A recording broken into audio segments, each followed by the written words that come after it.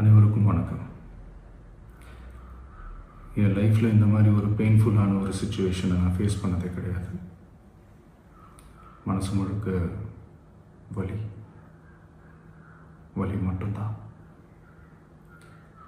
இந்த சுற்றுப்பயணத்தில் என்னென்ன மக்கள் பார்க்க வராங்க, அதுக்கு ஒரே ஒரு காரணம் தான், அவங்க என் மேலே வச்சிருக்கிற அன்பும் பாசம். அந்த அன்புக்கும் பாசத்துக்கும் நான் எப்பவும் கடமைப்பட்டிருக்கிறேன்.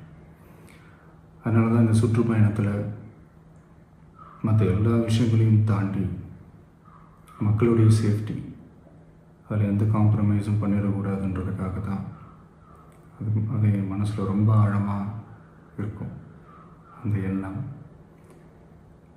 அதனால தான் இந்த அரசியல் காரணங்கள் எல்லாத்தையும் தவிர்த்துட்டு ஒதுக்கி வச்சுட்டு மக்களோடைய சேஃப்டி மட்டும் மைண்டில் வச்சுக்கிட்டு அதுக்கான இடங்களை சூஸ் பண்ணுறது, அதுக்கான இடங்களை பார்த்து பெர்மிஷன் கேட்குறது, போலீஸ் டிபார்ட்மெண்ட்டில் அதை ரிக்வெஸ்ட் பண்ணி கேட்போம்.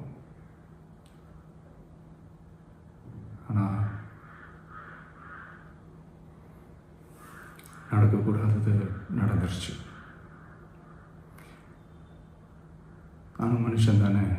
அந்த நேரத்தில் அத்தனை பேர் பாதிக்கப்பட்டு இருக்கும்போது எப்படி அந்த ஊரை விட்டுட்டு என்னால் கிளம்பி வர முடியும்?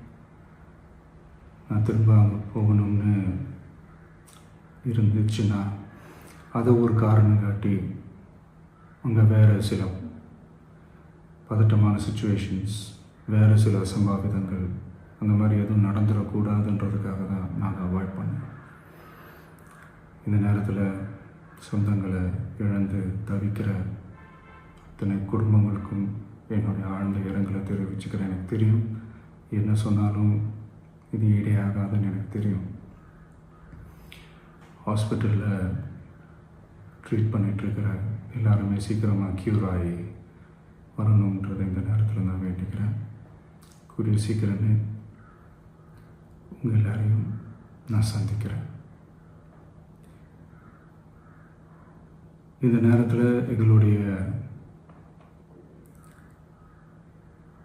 வலிகளை, எங்களுடைய நிலைமையை புரிஞ்சுக்கிட்டு எங்களுக்காக பேசின அரசியல் கட்சிகளை சார்ந்த நண்பர்கள், தலைவர்கள் அனைவருக்கும் என்னுடைய நன்றியை தெரிவிச்சுக்கிறேன். கிட்டத்தட்ட ஒரு 5 மாவட்டத்துக்கு பிரச்சாரத்துக்கு போனோம். இந்த மாதிரி எதுவுமே நடக்கல. ஆனால் கரூரில் மட்டும் ஏன் எப்படி நடக்குது, எப்படி நடக்குது? மக்களுக்கு எல்லா உண்மையும் தெரியும். மக்கள் எல்லாத்தையும் பார்த்துக்கிட்டு இருக்கிறாங்க. கரூரை சேர்ந்த அந்த மக்கள் அந்த உண்மையெல்லாம் வெளியில் சொல்லும்போது எனக்கு கடவுளே நேரில் வந்து இறங்கி அந்த உண்மைகள்லாம் சொல்கிற மாதிரி எனக்கு தோணுச்சு. சீக்கிரமே எல்லா உண்மைகளும் வெளியில் வரும்.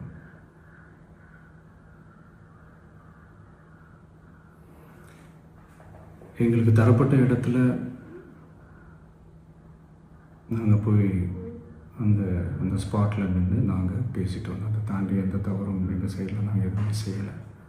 பட் இருந்தாலும் எங்கள் கட்சியை சேர்ந்த நிர்வாகிகள், தோழர்கள் மேலே எஃப்ஐஆர், அது மட்டும் இல்லை சோஷியல் மீடியாவை சேர்ந்த நண்பர்கள், தோழர்கள் அவங்க மேலே எஃப்ஐஆர்லாம் போட்டு இப்போ பிடிச்சிக்கிட்டு இருக்கிறாங்க.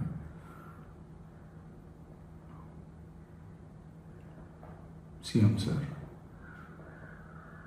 உங்களுக்கு ஏதாவது இந்த பழி வாங்கணும் அப்படின்ற எண்ணம் ஏதாவது இருந்துச்சுன்னா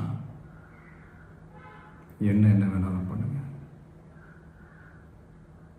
அவங்க மேலே கை வைக்காதீங்க. நான் ஒன்று வீட்டில் இருப்பேன், இல்லை நான் ஆஃபீஸில் இருப்பேன். என்ன வேணாலும் செய்யுங்க. நண்பர்களே, தோழர்களே, நம்மளுடைய அரசியல் பயணம் இன்னும் ஸ்ட்ராங்காக, இன்னும் தைரியத்தோடு கண்டினியூ ஆகும்.